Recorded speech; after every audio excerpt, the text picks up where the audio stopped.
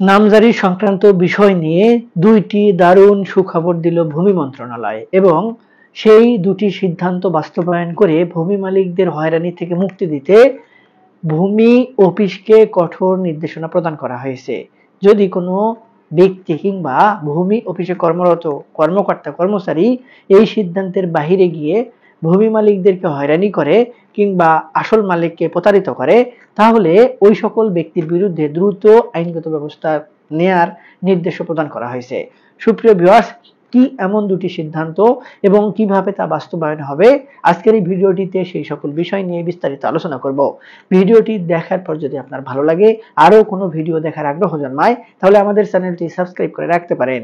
আর পরবর্তী ভিডিওর নোটিফিকেশন পেতে পাশে থাকা বেল আইকনটি চেপে দিয়ে রাখবেন। আসসালামু আলাইকুম।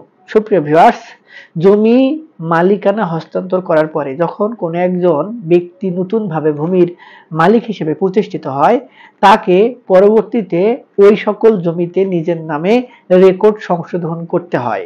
কিন্তু এই রেকর্ড সংশোধনটা করতে গেলেই ভূমি মালিকদেরকে নানান কায়দায় বিপদে ফেলানো হয়। তাদেরকে খুব সহজেই নামজারি কিংবা ওই যে রেকর্ড খতিয়ান সেটি সংশোধন করে দেয়া হয় না। এর পেছনে অনেক কারণ রয়েছে, ভূমি মালিকদেরও দোষ রয়েছে। এখন এই সংক্রান্ত বিষয়গুলো নিয়ে নানান ধরনের গবেষণা এবং ভোগান্তির পরে অবশেষে ভূমি মন্ত্রণালয় থেকে দুটি দারুণ সিদ্ধান্ত দেওয়া হয়েছে, অর্থাৎ দুটি দারুণ টেকনিক করা হয়েছে। এই দুটি সিদ্ধান্ত কিংবা টেকনিক বাস্তবায়ন হলে ভূমি মালিকেরা খুব সহজেই নিজের নামে খতিয়ান সংশোধন করে জমির মালিকানা অর্জন করতে পারবে। এই দুটি সিদ্ধান্তের মধ্যে প্রথমে যে বিষয়টি আলোচনা করা হয়েছে সেটি হলো, জমির যখন কোনো ব্যক্তি হস্তান্তর করে, অর্থাৎ কোনো ব্যক্তি সম্পত্তি বিক্রয় করার আগ্রহ জানালেন এবং কোনো একজন ক্রেতা সম্পত্তিটি কোনো একটি বিনিময় দ্বারা ক্রয় করলেন। এই যে ক্রয় করলেন, এটি কিন্তু স্বাভাবিকভাবেই একটি দ্বিতীয় পক্ষ এবং তৃতীয় পক্ষের মধ্যে চুক্তি হলো এবং এই যে চুক্তিটা হলো, এর ফলে একটি দলিল তৈরি হলো। সেই দলিলটিকে আমরা কিন্তু স্বাভাবিকভাবে সাবকবলা দলিল হিসেবে চিনে থাকি। এখন এই দলিলটি যখন তৈরি হবে, তখন সরাসরি একটি অটোমেশন প্রক্রিয়ার মাধ্যমে নামজারি সম্পন্ন হয়ে যাবে। আগে কি করা হতো, যে বিষয়টি খুব আমরা জঘন্যভাবে জানি, সেটি হলো দলিল রেজিস্ট্রেশন করার পরে দলিল রেজিস্ট্রি হয়ে গেলে সেই দলিলটির মাধ্যমে কিংবা রেজিস্ট্রি অফিস দ্বারা অনুমতি নিয়ে তারপরে একটি আবেদন করে প্রয়োজনীয় সংখ্যক কাগজপত্র, অর্থাৎ জমির আগে যে মালিক ছিলেন তার যত ভায়া দলিল রয়েছে, তিনি যে নামজারি খতিয়ান দ্বারা মালিকানা ছিলেন সেগুলো, তিনি যে খাজনা ঠিক মতো দিতেন সেগুলো, জমির ম্যাপ, তার পরিচয় সংক্রান্ত বিবরণী এবং যে ব্যক্তির নামে জমির নামজারি খতিয়ান সংশোধন হবে সেই ব্যক্তির যাবতীয় তথ্য প্রদান করে 1170 টাকা ব্যাংকে জমা দিয়ে সেখান থেকে একটি ডিসিআর রসিদ এটির সাথে সংযুক্ত করে ভূমি অফিসে জমা দিতে হতো। ভূমি অফিসে জমা দেওয়ার পরে সেখান থেকে কিছু কার্যকলাপ থাকতো, অর্থাৎ ভূমি অফিসের নির্দিষ্ট কিছু প্রসিডিওর থাকে, সেই প্রসিডিওর ফলো করার পরে সেখান থেকে নামজারি করে দেয়া হবে। কথা এটি, কিন্তু সেখানে দেখা দিত নানান বিড়ম্বনা, কাগজের সংকট কিংবা বিভিন্ন ধরনের বৈজ্ঞানিক কায়দায় ফেলিয়ে ভূমি মালিকদের কাছ থেকে বিপুল পরিমাণে অর্থ হাতিয়ে নিয়ে নামজারি করে দেওয়া হতো। অর্থাৎ সঠিক প্রক্রিয়ায় নামজারি কখনোই সম্ভব হয় না। আমার এক স্যার ছিলেন, যিনি বর্তমানে সহকারী জজ হিসেবে কর্মরত। তিনি বলেছেন যে আমি একটি জমি কিনেছি আজকে 10 বছর হয়ে গেল, সেখানে টাকা দেওয়া হয় না বলে নামজারি করে দেওয়া হয় না। আমি টাকাও দিব না, নামজারি করে দিব না, অর্থাৎ আমি ঘুষের সঙ্গে নেই।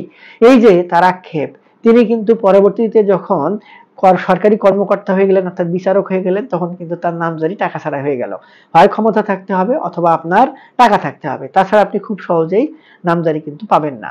এখন এই প্রক্রিয়াটিকে বলা হচ্ছে জটিল প্রক্রিয়া, তাই এটিকে বাদ দিয়ে স্বয়ংক্রিয় প্রক্রিয়া কিংবা অটোমেশন প্রক্রিয়াকে বাস্তবায়নের জন্য নির্দেশ দেওয়া হয়েছে।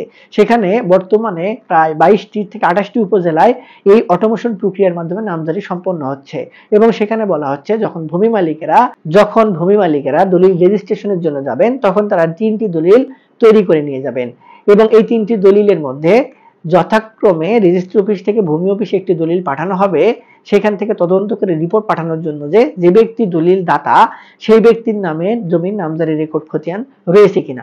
যদি থাকে তাহলে সেখান থেকে একটি গ্রিন সিগন্যাল দেওয়া হবে কিংবা নো অবজেকশন রিপোর্ট পাঠানো হবে।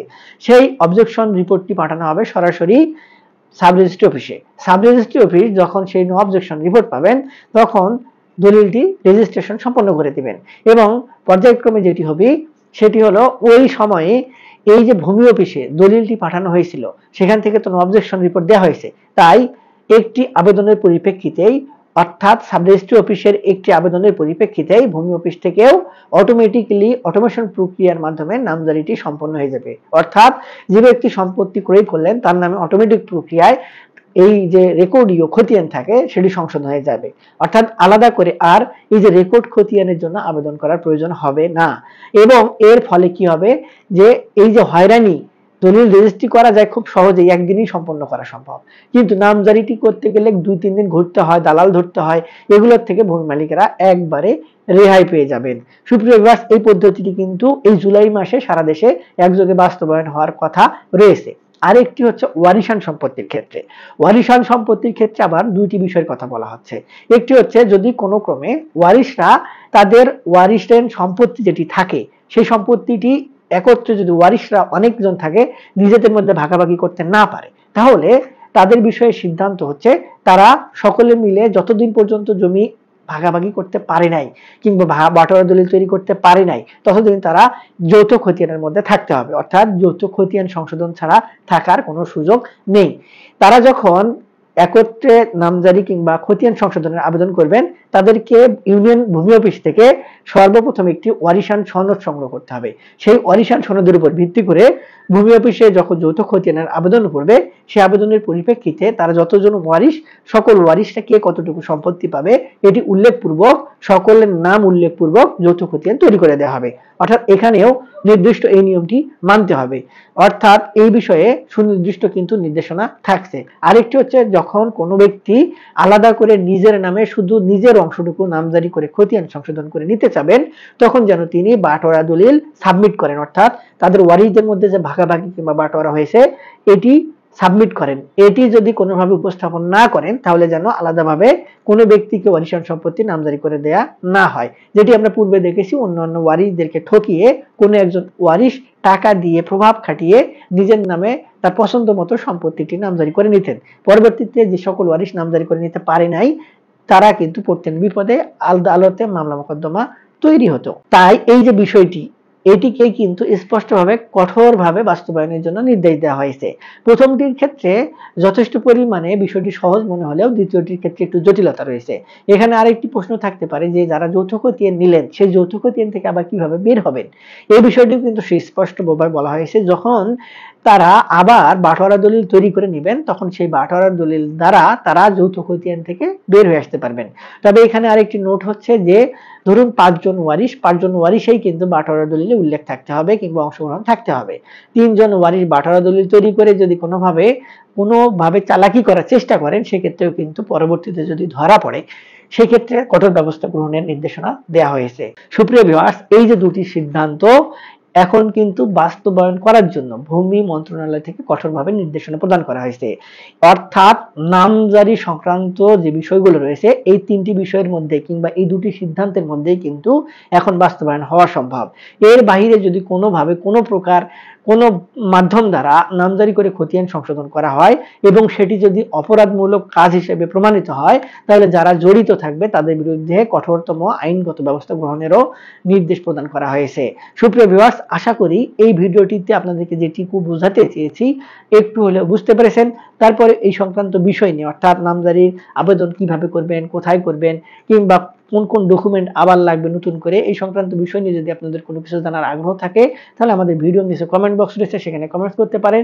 আমরা আপনাদের সহযোগিতা করার চেষ্টা করব। আজকে এ পর্যন্তই, দেখা হবে সামনে নতুন কোনো ভিডিওতে। ততদিন পর্যন্ত ভালো থাকবেন। ধন্যবাদ।